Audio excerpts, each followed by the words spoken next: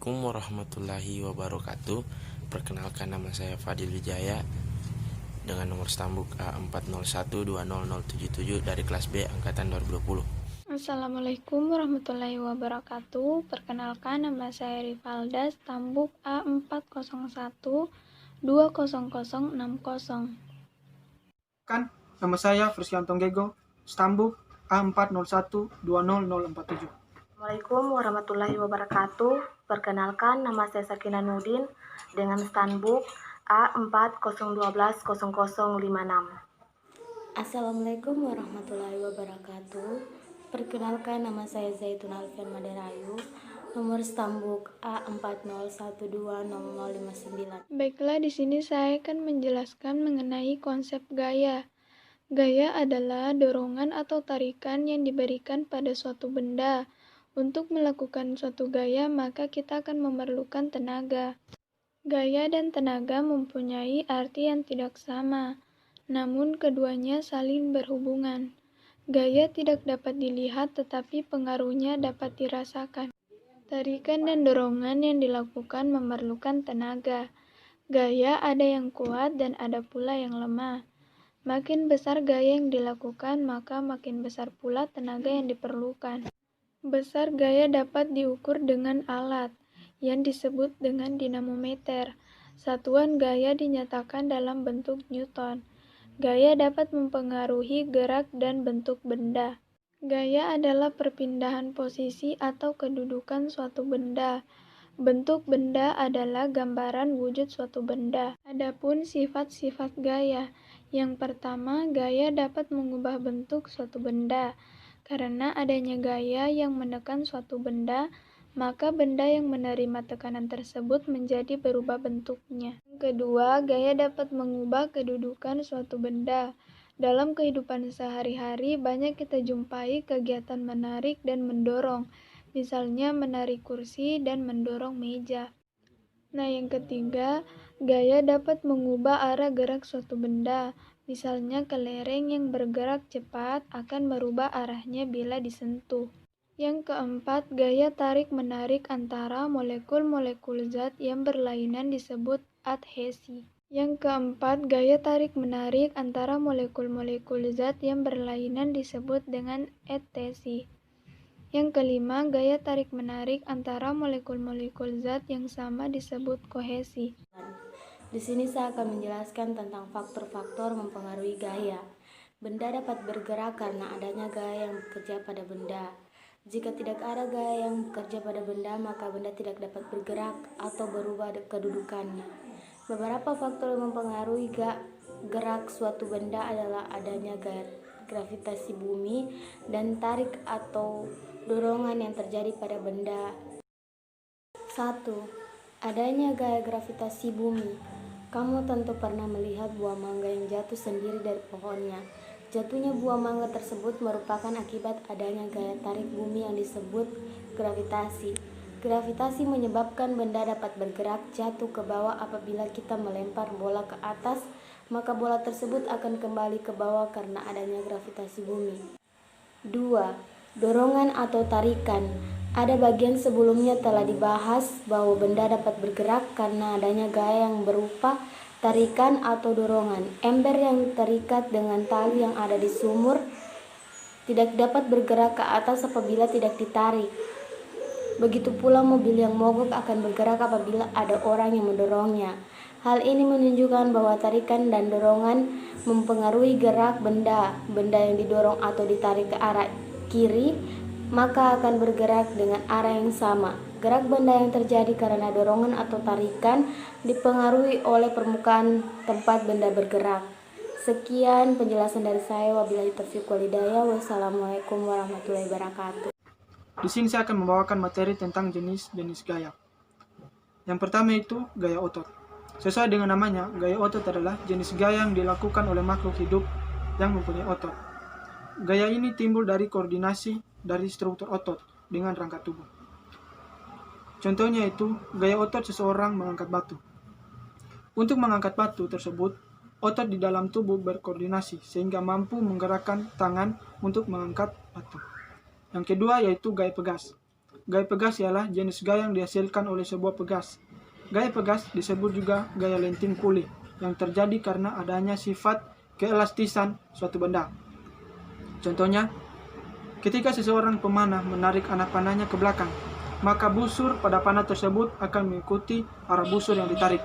Kemudian, sesudah anak panah dilepaskan, maka pegas pada busur panah akan kembali ke bentuk semula. Yang ketiga itu gaya gesek.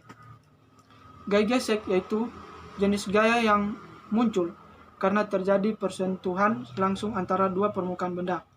Gaya gesek adalah gaya yang arahnya yang selalu berlawanan dengan arah gerak benda atau arah gaya luar. Contohnya, jika batu yang sama dengan jumlah gaya luar yang sama digerakkan pada dua permukaan, yang satu yaitu lantai keramik halus dan yang satunya lagi yaitu lantai semen kasar, maka pergerakan batu di lantai keramik akan lebih cepat dibandingkan pergerakan batu di lantai semen. Gaya gesek dibagi atas dua jenis. Yang pertama, gaya gesek statis. Gaya gesek statis yakni jenis gaya gesek yang terjadi ketika benda diam.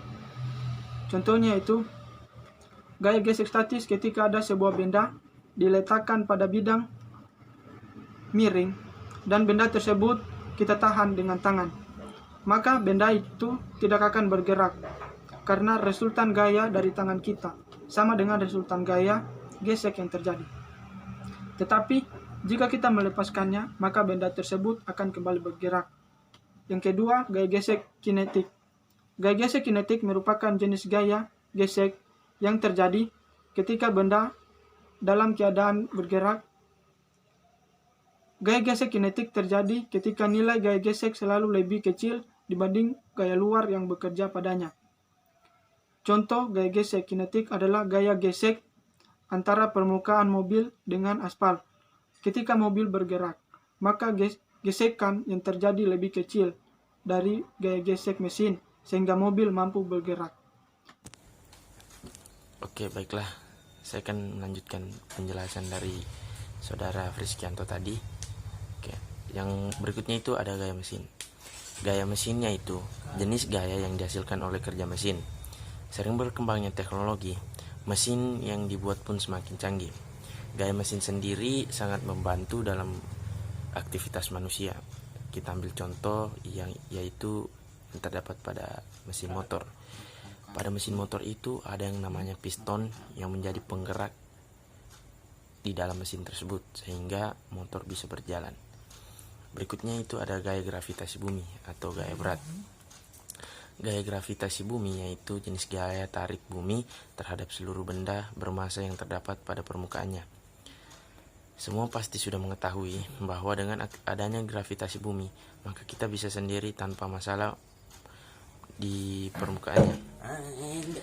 Contohnya ketika kita melempar sebuah benda, ketika kita melempar benda tersebut ke atas, benda tersebut ketika sudah mencapai tinggi maksimum, benda tersebut akan turun kembali ke bawah. Itu salah satu contoh gaya gravitasi bumi. Yang terakhir itu ada gaya magnet.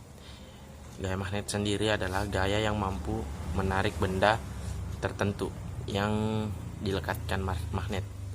Contohnya seperti magnet dan besi, magnet dan seng, dan magnet dengan bahan-bahan aluminium lainnya. Magnet pada umumnya itu terbuat dari besi atau baja. Logam juga bisa. Semakin dekat magnet dengan benda yang saya sebutkan tadi, maka gaya tarik magnet tersebut semakin besar. Habis itu mungkin itu saja yang dapat saya sampaikan. Saya berikan kepada teman saya yang lain.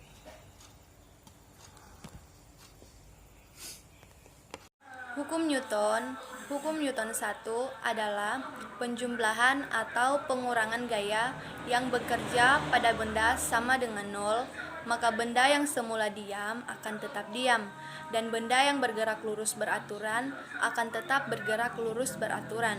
Rumus hukum Newton 1, adalah sigma F sama dengan 0. Keterangannya, sigma F adalah resultan gaya kilogram meter per sekon pangkat 2. Contohnya, ketika mobil bergerak cepat dan direm mendadak, maka penumpang akan merasa terdorong ke depan. Yang kedua, mobil yang dalam kondisi berhenti, kemudian bergerak cepat ke depan, maka penumpang akan terdorong ke belakang. Yang ketiga, koin di atas kertas di atas meja akan tetap diam jika kertas ditarik dengan cepat. Hukum Newton 2 adalah percepatan atau perubahan dari kecepatan gerak benda yang selalu berbanding lurus dengan resultan gaya yang bekerja pada suatu benda dan selalu berbanding terbalik dengan massa benda.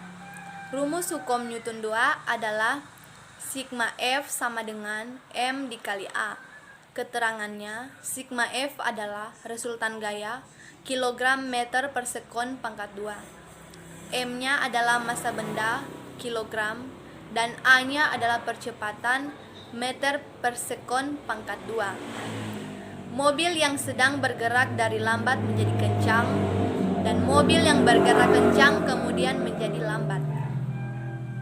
Di sini saya akan menjelaskan tentang hukum Newton 3. Setiap aksi yang akan menimbulkan reaksi, artinya suatu benda mengajarkan gaya terhadap benda kedua.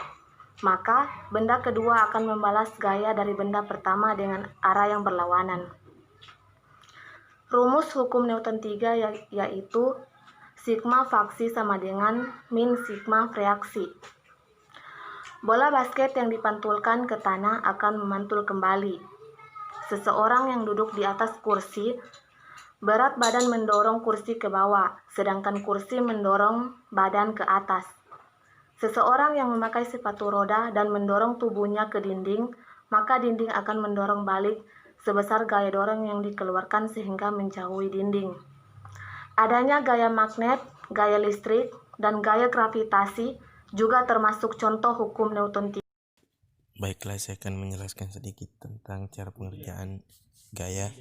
Di sini ada sebuah soal yang mengatakan bahwa sebuah benda bermassa 10 kg bergerak dengan percepatan 2 meter per sekon.